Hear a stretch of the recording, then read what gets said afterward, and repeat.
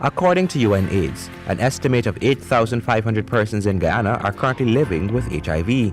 Key populations affected mostly by the disease are sex workers, gay men, men who have sex with men, transgendered people, and prisoners. All of these account for at least 21.12% of the infected population. Organizations like the Ghana Responsible Parenthood Association, the Society Against Sexual Orientation Discrimination (SASOD), and the Uganda Trans United are some of the organizations currently working on removing stigma attached to persons infected with HIV. But one visiting religious leader, Jide Macaulay, has decided to share his story of the initial struggles he encountered in accepting his diagnosis in the efforts of reducing stigma and discrimination. Jide is HIV positive and also identifies as gay. I contracted the HIV virus, and of course it gave me a lot of concerns at the time, but I've kind of turned my life around, and I'm still a clergy. I still love God, and nothing has changed about my sexuality, nothing has changed about my ethnic origin as an African. But I've also come to terms that this is a virus that 40 million people around the world are living with, and I think it's time that I also kind of set a good example of living well and let people know that it's okay.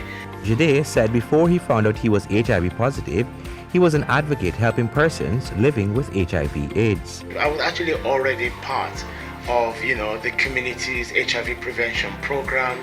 I was one of the advisors, giving advice and counseling to others.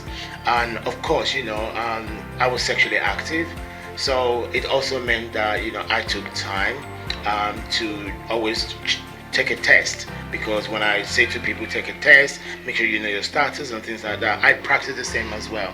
So it was actually a routine call in January of 2003 when I went to the hospital to take a test, as I often do. But of course, when the result came back a week later, they told me that I was reactive for HIV, and I was completely shocked that how can this be?